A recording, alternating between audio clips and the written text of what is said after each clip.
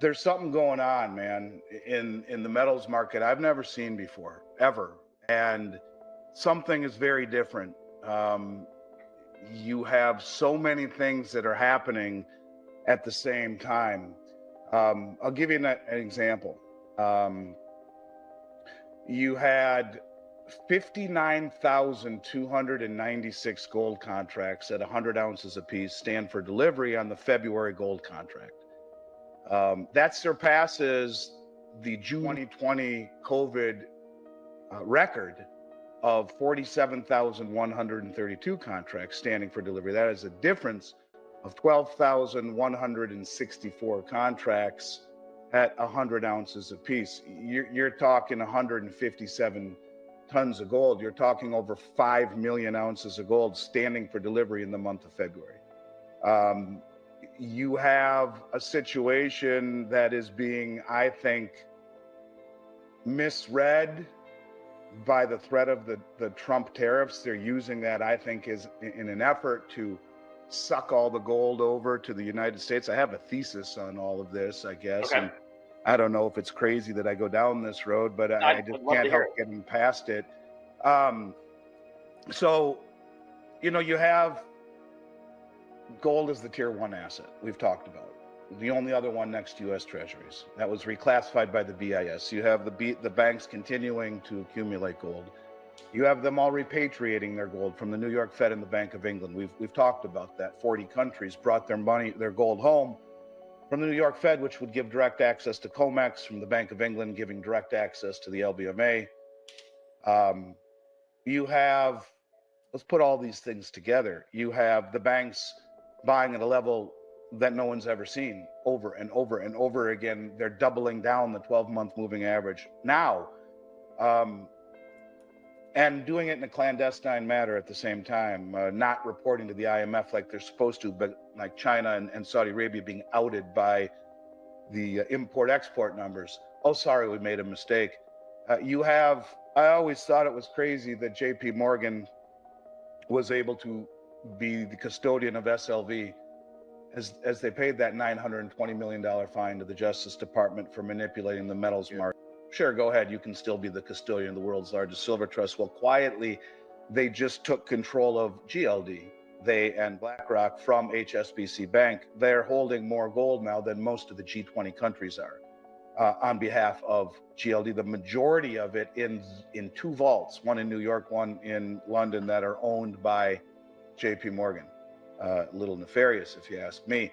While we're on the topic of GLD, 16 tons of gold have exited GLD recently. Now, people who would analyze that would say, well, that's people selling, taking profits, and repositioning into Nvidia and Bitcoin and Apple. And I say bullshit.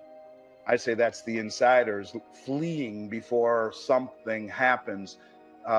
They are pulling the gold out of these unallocated positions and taking what's called share redemption in physical gold. It's the inside money. If I had to guess, that's exactly what is happening. We have a record amount of gold leaving London and going to the United States, supposedly because of the tariffs, right? All of these naked short positions that are backed by nothing, and they're freaking out. Well, if we get called on the carpet for delivery, think of all the deliveries that were requested in the month of February. We don't have anything backing it. We better get it.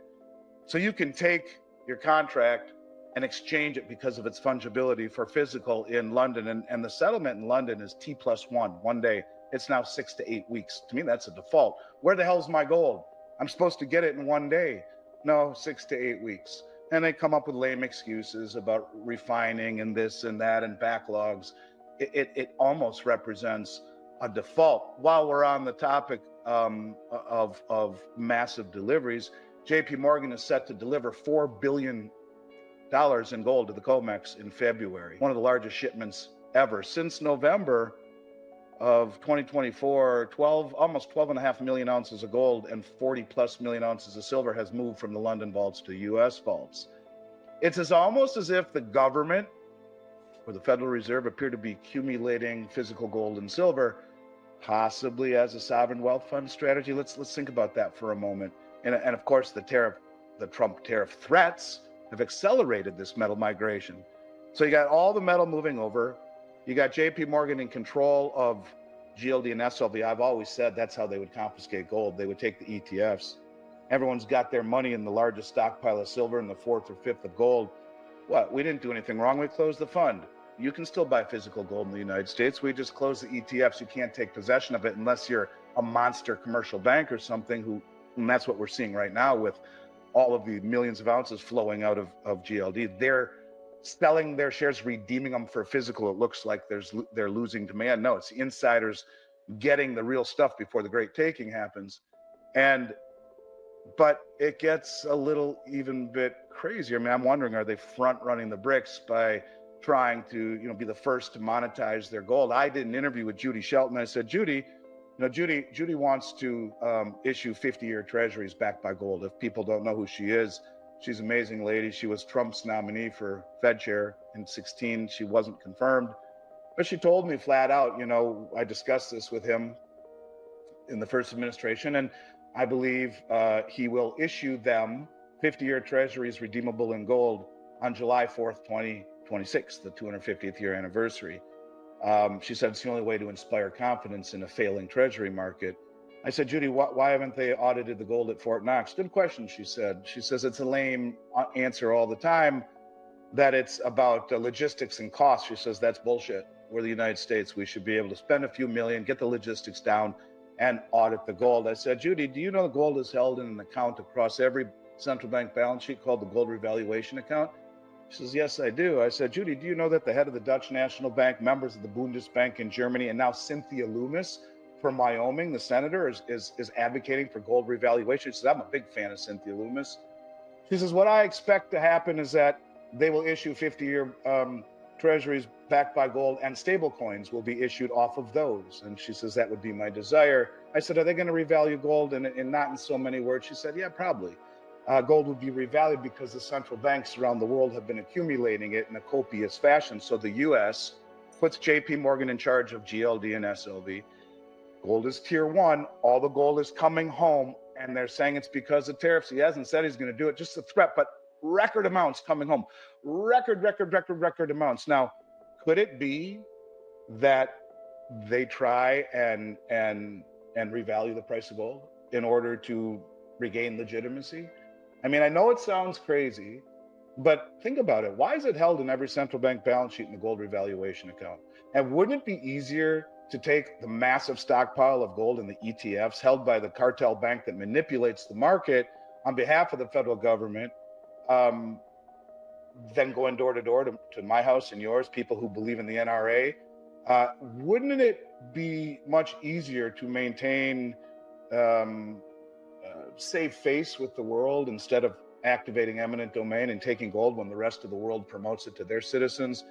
And you have it conveniently held in one place. You now revalue gold to a level sufficient enough to achieve whatever it is that you want. $140,000 an ounce gold, I'm not saying it's going to happen, but if it did, that would put our balance sheet pretty much on par with liabilities and assets. But every $4,000 increase by the price of gold is $1 trillion free and clear to the Treasury General account. And Trump wouldn't need to do anything but to tell Scott Bessent, which, by the way, it's his largest holding. He says that, and he just got through saying we're going to monetize the asset side of the balance sheet. Now, let's talk about that for a moment. If you Google U.S. government balance sheet, what you'll find is roughly $5 trillion in assets, the largest of which is student debt. Not going to monetize that. They call it an asset. Yes, they do, and it is the largest asset. Number two is military bases. They're not going to monetize that. Number three is land. They could. And I don't know exactly where gold fits into the balance sheet, but they could definitely remonetize gold. Over my shoulder is Roosevelt. He confiscated gold in 1933. That $20 gold coin right there, he paid everyone $20.56. That was a lot of money in 1933, that extra 56 cents. And then he devalued the dollar by 40%, revaluing gold to $35 an ounce instantly. It's happened. 1971, when we went off the gold standard or closed the gold window, the market revalued gold to where it is now at almost 2,900 or at 2,900 from 35. So when you talk about gold revaluation, not only is it held in the gold revaluation account, not only does Vicent, which is his largest holding, want to revalue it, all he would need to do is tell Jerome Powell, Jerome, revalue the price of gold. You don't even need congressional approval.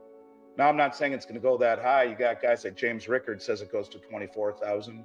He took that by dividing M1 into the amount of gold, or I don't know. I mean, there's a lot of different people saying a lot of different things.